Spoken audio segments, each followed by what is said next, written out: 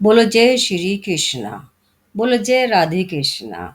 आप सुन रहे हैं गीता वाहिनी अध्याय 26। बोलो सत्य साई बाबा जी की जय।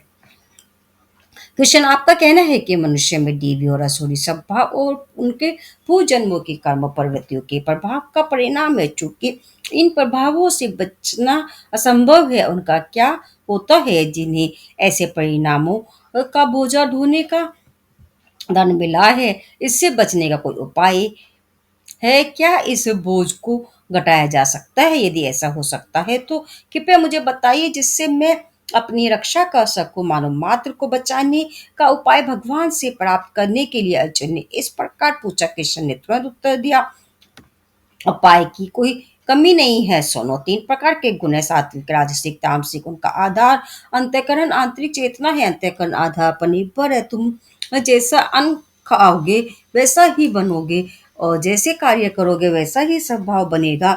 इसीलिए कम से कम इस मनुष्य जीवन में भोजन और कार्य, आहार और विहार को व्यवस्थित रखकर तुम आसुरी प्रवृत्ति के प्रभाव में पड़ने से बच सकते हो। व्यवस्थित आत्म प्रयास द्वारा तुम सात्विक प्रवृत्तियों को बढ़ा सकते हो। बड़े प्रेम से भगवान ने अर्जुन के पूर्वक प्रश्न का उत्तर दिया। अर्जुन ने अब जब सुना कि मनुष्य के लिए बचने के उपाय हैं, वे हर्ष से भर गया और भी अधिक जानने की उसे उत्सुकता हुई। प्रसन्नता पूर्वक मुस्कान द्वारा कृपा बसा कर कृष्ण ने उत्तर दिया, हे अर्जुन, मुख्य पोषण शक्ति आहार से मिलती है। दूषित मन नैतिक शिष्टता को मलिन कर देता है। कीचड़ भरे तालाब में परछाई स्पष्ट कैसे दिख सकती है? एक दुष्ट या दुराचारी मन में दिव्यता कभी भी झलक नहीं सकती। आहार द्वारा मनुष्य की शरीर की शक्ति मिलती है। शरीर का मन से अतरंग संबंध है। मनोबल के आधार शारीरिक शक्ति ही है। ये धर्मानुकूल आचरण, शुभ प्रवृत्तियां, आध्यात्मिक पर्यटन एवं सब उपयुक्त आहार पर निर्भर है। बीमारी, मानसिक दुर्बलता, आध्यात्मिक त्रुटियां, इन सबका कारण अनुपयुक्त आहार है। अर्जुन ने फिर पूछा, कृष्ण, सत्य सात्विक, राजसिक और तामसिक आहार क्या है? जो सात्विक आहार में मन और शरीर दोनों को सशक्त करने की क्षमता होती है। अत्यंत नमकीन, अति तीखा, अति चटपटा, अति मीठा, अति खट्टा या अति उष्ण आहार नहीं खाना चाहिए। प्यास की आग को भड़काने वाले आहार से भी बचना है। यह एक साधारण सिद्धांत है।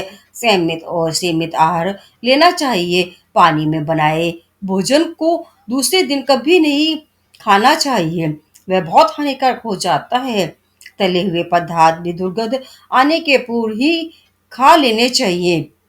राजसिक आहार सात्विक से भिन्न है। यह आहार अत्यंत खारी, अत्यंत मीठा, अत्यंत उष्ण, अत्यंत खट्टा, अत्यंत ध्यम होने से उत्तेजक और मादक होता है। भगवान, मेरी अशिष्टता हो तो क्षमा करें, क्योंकि मैं केवल जानने की इच्छा से प्रश्न करता हूँ। क्या केवल आहार संबंधी स्वभाव बदल लेने से ही मनुष्य का एक गुण दूसरे में परिवर्तित हो सकता है, या ऐसी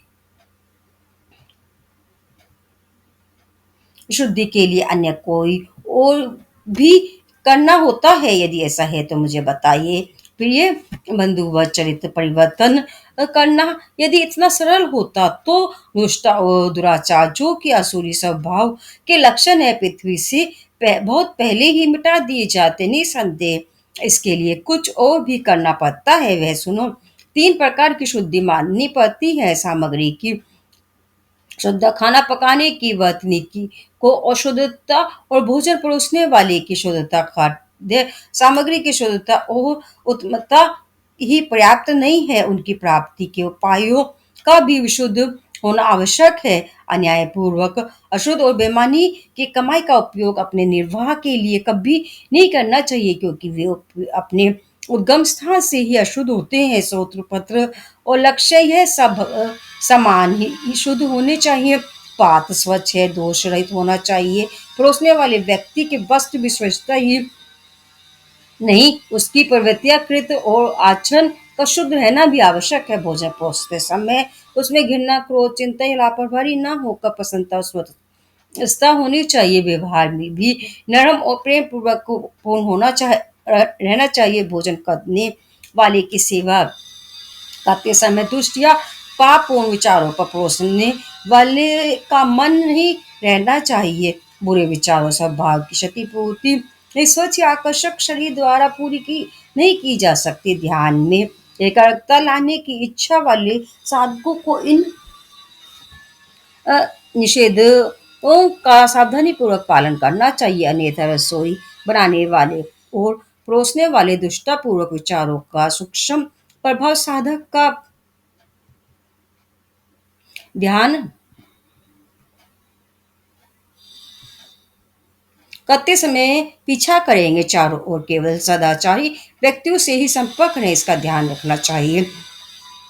भ्रम, आकर्षण, व्यवसायिक निपुणता व कर्म वेतन के लोभ में आकर तुम्हें व्यंग कर रसोई और सेवकों के प्रति पक्षपात नहीं दिखाना चाहिए। पहले सावधानी पूर्वक उनके स्वभाव और व्यवहार की परीक्षा करो। जो तुम खाते हो वह तुम्हारे शारीरिक और मानसिक उपकरणों का बहुत आवश्यक अंश है, जिसके द्वारा तुम मन की पवित्रता की कमी, शरीर और वाणी की पवित्रता और जो कि शरीर की महत्वपूर्ण क्रिया है उसके द्वारा पूरी की जानी चाहिए। यही सच्ची मानसिक, शारीरिक और वाचिक तपस्या है। मन को वो व्यग्रता, चिंता, तिरस्कार, घृणा, लालच और अहंकार से मुक्त रख मानव मात्र के प्रति प्रेम भाव से भर देना चाहिए। उससे परमात्मा के चिंतन में ही लीन रहना है। वहम सुखों का पीछा करने से इसे रोकना होगा। किसी भी प्रकार की नीच विचार मन में आने न देकर व्यक्ति को ऊंचे स्तर पर ले जाने के ही सब विचार लगाने चाहिए। मन के लिए यही उचित है। अब शारीरिक तप को लो। अपनी शरीर और सामर्थ्य को दूसरी की सेवा, परमात्मा की उपासना, उनकी महिमा गाने में, उनका नाम से पवित्र किए गए तीर्थ करने में, नियमित प्राणायाम में लगाकर इंद्रियों को विषैले मार्ग पर से हटाकर परमात्मा के मार्ग में ले जाना चाहिए।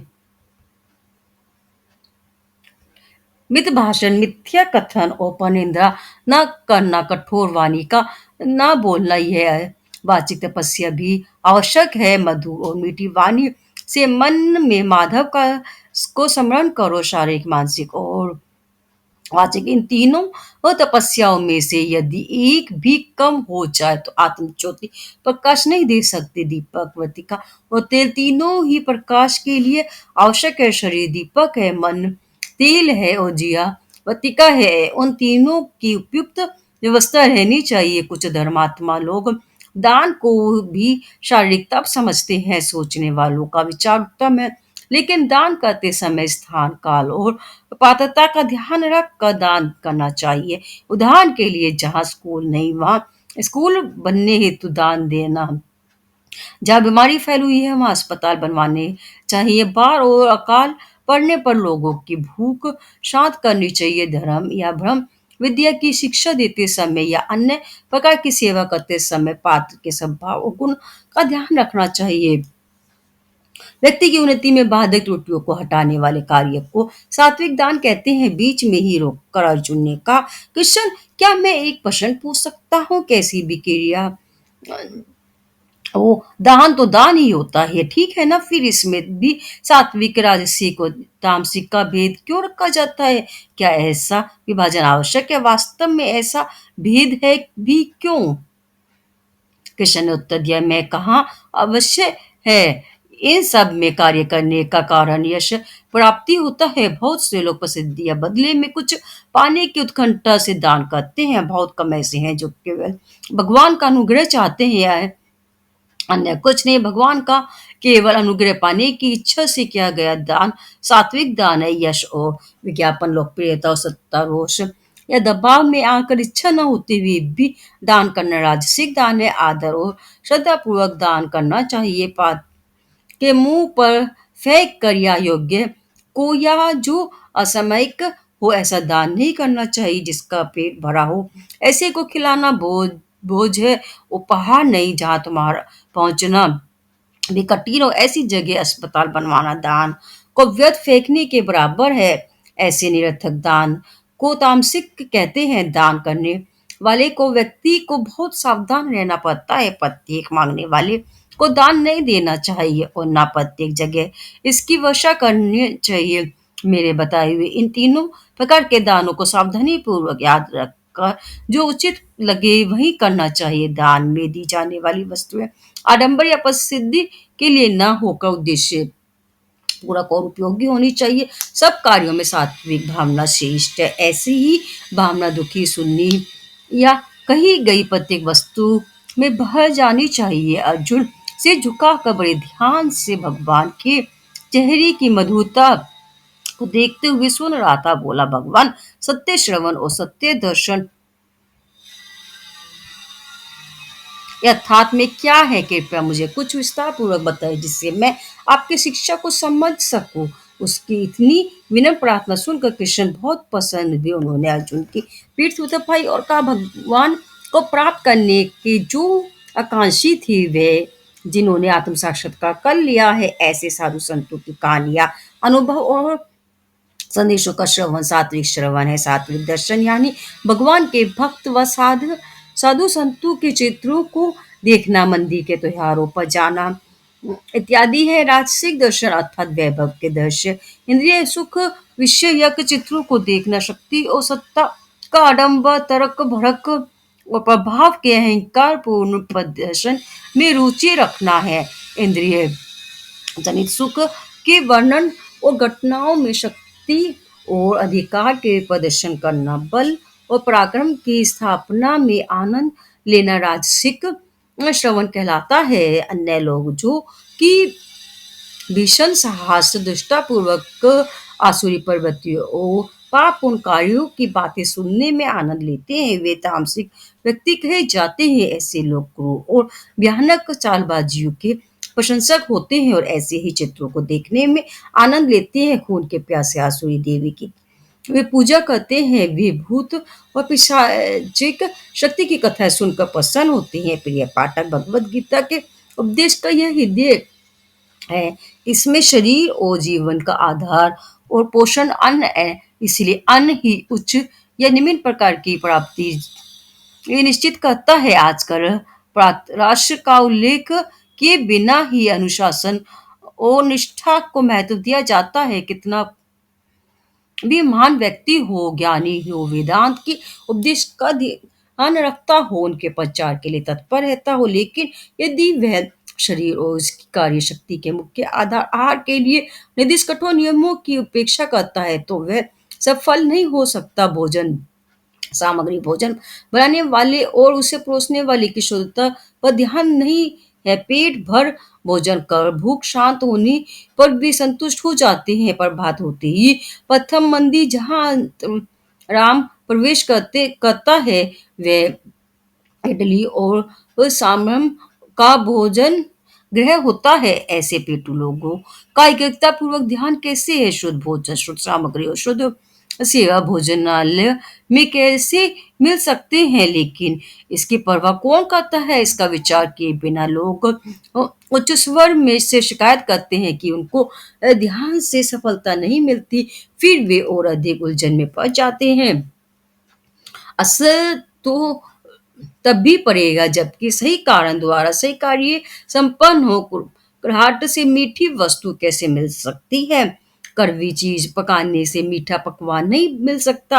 आहार और विहार के नियम को गीता में बड़ी सावधानी पूर्वक व्यवस्थित क्रम में दिया गया है, लेकिन इस शिक्षा पर बहुत कम ध्यान दिया जाता है और इसे इतना आवश्यक समझा जाता है कि हर जगह ऐसे लोग हैं जो गीता की सौगंध खाते हैं, इसकी घंटों व्याख्या और प्रचार करते हैं, लेकिन ऐसे बहुत कम है जो इसके उपदेशों को आचरण में उतारते हैं। अनेकों श्लोक उनके दिमाग में भरे रहते हैं होते हैं, लेकिन आपत्ति आने पर भी ये पराभव का सामना दार्शनिक सौम्यता से नहीं कर पाते। आहार और विहार की शुद्धता और पवित्रता होने से ही आनंद और शांति मिल सकती है। अंधकार और प्रकाश दोनों एक साथ नहीं रह सकते। काम और राम एक साथ एक ही जगह पर नहीं रह सकते। वे दोनों अग्नि और जल की तरह हैं। यदि एक हाथ में गीता हो, दूसरे हाथ में गर्म चाय या सुलगती सिगरेट या बीड़ी या चुटकी बस नहीं ही हो तो उसकी बुरी प्रतिक्रिया से कोई कैसे बच सकता है। कुछ लोग अपने अनियमित जीवन का औचित्य घोषित करते हैं कि जो भी खाया, कैसे भी खाया, कभी भी खाया, उनकी प्रचंड आंतरिक ज्ञान अग्नि से सब शुद्ध और स्वीकार हो जाता है। कर्मानुसार अनेकों पवित्र नदियां में डुबोने से भी कचुआ कड़वा फल मीठे फल में कैसे परिवर्तित हो सकता है। गीता का प्रवचन मात्र करने से कोई उसके उपदेश की मधुरता से कैसे इतर सकता है। वास्तव में होता यह है कि इसकी कपटपूर्ण बातें को सुनकर लोगों को जो कुछ थोड़ा विश्वास हमारे धर्म ग्रंथों में होता है वह भी मिटता जा रहा है और वे कट्टर नास्तिक बनते जाते हैं। जो व्यक्ति अपने आहार को संयमित और नियमित नहीं बना सकता, वह कैसे अपनी इंद्रियों को वो संयमित और व्यवस्थित रख सकेगा, इसका कैसे विश्वास किया जाए। जो भोजन को सीमित और नियंत्रित रख सकता है वह इंद्रियों को नियंत्रित और व्यवस्थित रख सकेगा। वह नाक जो एक छींक आते ही गिर जाती है, क्या खांसी आने पर बच सकेगी, जिससे सीढ़ियां नहीं चली जाती। वह स्वर्ग की ऊंचाई कैसे प्राप्त कर सकता है। जो व्यक्ति काफी सिगरेट या संधिनी का लाचार शिकार हो, वह इतनी अधिक शक्तिशाली दुश्मन क्रोध, काम और लालच को कुचल डालने की क्षमता और शक्ति कहाँ से पा सकता है। जो इस कचरे को नहीं त्याग सकता वह कामना त्याग कैसे कर सकता है। जीव को नियंत्रण में रखो तभी तुम काम पर विजय पा सकोगे। इन दोनों में नेत्र और पैर की तरह घनिष्ठ पारस्परिक संबंध है। बोलो जय श्री कृष्ण। आप सुन रहे थे गीता वाहिनी अध्याय 26। बोलो जय सत्य साई बाबा जी की जय।